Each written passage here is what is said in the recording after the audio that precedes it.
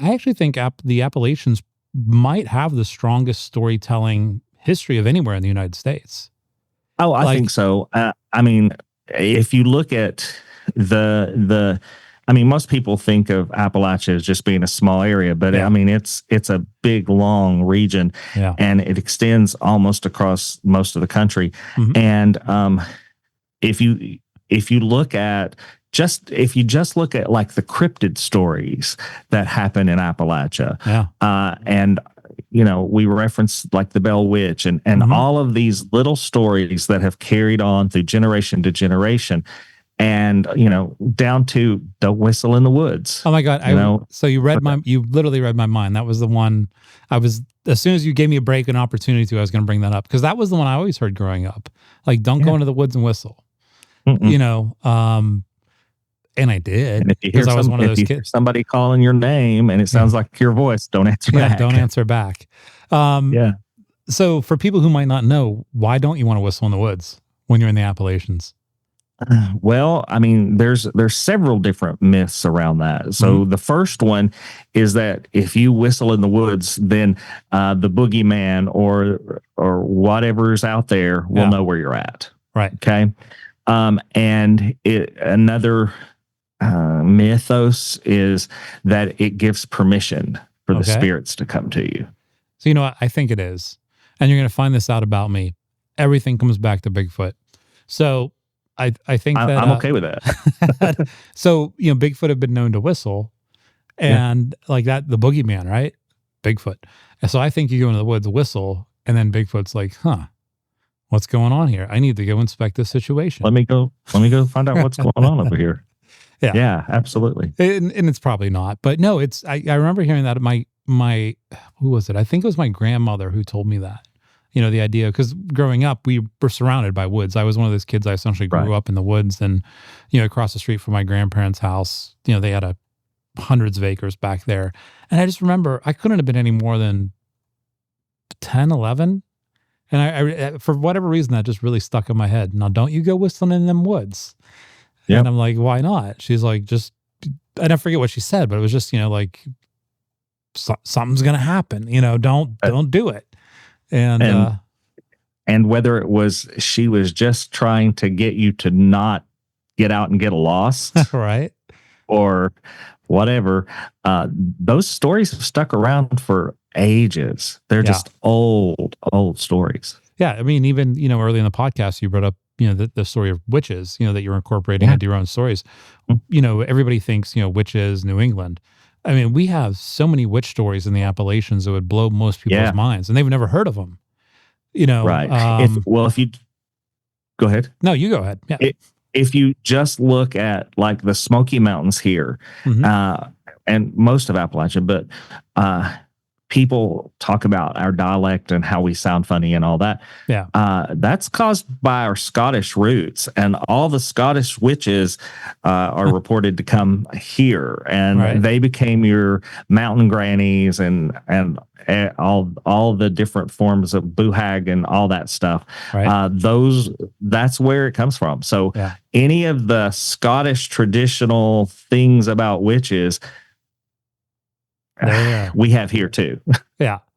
And then on top of that, you were talking about the cryptids, in Appalachia. I mean, not only do we have like Bigfoot and stuff like that, but I mean, there's some, so my wife and I, we live outside of Louisiana, live outside of New Orleans. And there's been once or twice where I went to visit my family in Pennsylvania, and I'm a world-class procrastinator. Like, even these guys were getting ready to film Bigfoot, and I'm like, don't worry, I'll buy your flights. We're leaving in a couple of days. I just bought their flights like yesterday. Well, I waited too long these times, and we had to drive. And there's been times where, especially going through Tennessee, Virginia, or up through West Virginia, I swear it's like every third exit sign, I'm like, I can tell her like a cryptid associated with that. I'm like, oh, that's where the Flatwoods monster is. Oh, that's where I mean, I'm not saying all of them are real, of course, but the stories, they're everywhere, like literally everywhere. And they all have some common themes to them. Yeah. If you look at Mothman, or you look at, when you're talking like the ape man, I can't remember what he's called. there's an ape man as well, which is not associated with Bigfoot or Sasquatch. Okay. They have a lot of similarities. They show up when there's something bad going to happen. They're portents of bad things happening. Yeah. Those type things. And I think, especially in the area I'm in, we get a lot of scary stories about things that just sound scary in the woods, right. Like a bobcat screaming at night, that type of thing. Oh, and those, I don't know, most people probably have not heard a bobcat screaming in the night. I have. It sounds really ominous. Or just a fox. I'm sure you've heard a fox screaming in the night. Yeah. Like that will make you think there's a demon outside your house. Yeah. I was camping in the Smokies at a campground, and I'd never heard a fox before. Right. And I was with a group of people, and I was terrified the first time I heard because it sounded like it was right there. Oh yeah. And it was echo and all the things, but they're terrifying. They're absolutely terrifying. They're cute, but they're terrifying. Yeah. I don't hear them too often, but we have them come around our house every now and then. And my wife, when she eventually moved in, the first time she heard one, she was outside and she came back in terrified, and she's like, I don't know what the fuck I just heard. Then she's trying to describe it. She's like, I think people are screaming. I don't know what's going on. And I went out and I was like, oh, that's a fox. She had no idea what it was. Yeah, I was going to talk about, since you're so interested in Bigfoot, that there's a Virginia cryptid called the Wood Booger. Oh yeah, I've heard of the Wood Booger. Yep. Which is it's described as like a Bigfootish kind of creature, but I find most people haven't ever heard of it. I was telling the story one time at a camp that I was hired to go to. So but most people have never heard of it. So what makes the Wood Booger different than a Bigfoot? I would encourage people to go and read about it. It's a little trickier than. Often the Wood Booger wants to be saying it's there to scare you. Yeah. Yeah. And from what I understand, maybe they're a little bit smaller than what people traditionally report as Bigfoot, I think. They're like probably 5 foot or a little less. Yeah. So so once again, Ed, everything comes back to Bigfoot. So I'm going to say a Wood Booger, is just a juvenile Bigfoot who's just a dumbass. And like, a little bit smaller, they don't know the ways of the elders, and they're just kind of, I'm going to go scare these people. Because I imagine juvenile Bigfoots kind of act like teenagers, maybe, and do dumb stuff. Yeah. Maybe. Yeah. My co-host on the Cracked Cauldron, he's a Bigfoot person. Okay. Of course, he goes at it a little differently. He thinks that they're interdimensional creatures. Oh, and so when we talked about the Wood Booger, he was like, that's just a teenager coming over causing problems. Right. So see, I'm one of those people. I do not believe that Bigfoot is interdimensional and all that stuff. I just think it's an animal. I do too. You know what I want? Maybe I should get him on the podcast sometimes, and we can have a friendly argument.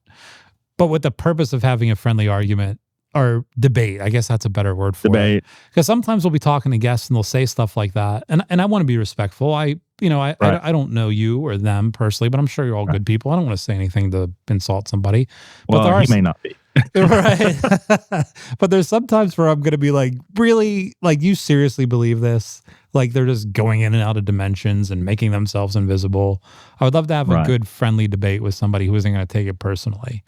Well, he wouldn't take it personally, but also he may give you 20 or 30 different scenarios where he's got evidence because he's conspiracy based. Okay. Well, bring the evidence. That'd be even better. Like, I don't know evidence. Right. No, because I don't want to discount anybody's experiences. I wasn't there. Like at the end of the day, who am I to tell you what you experienced? But there's sometimes where people are like, oh, he's standing right there and he just disappeared. And then, so that's how I know that they make themselves invisible. I'm like, well, maybe he just ducked behind like a little hill you didn't realize it was there. Yeah, maybe they're really quick. Yeah, they're a lot faster than my fat ass, that's for sure. If you enjoyed this clip from the Ghost City podcast, be sure to check out the full episode right here on the Ghost City Tours YouTube page. Subscribe to our channel for new spooky content every week.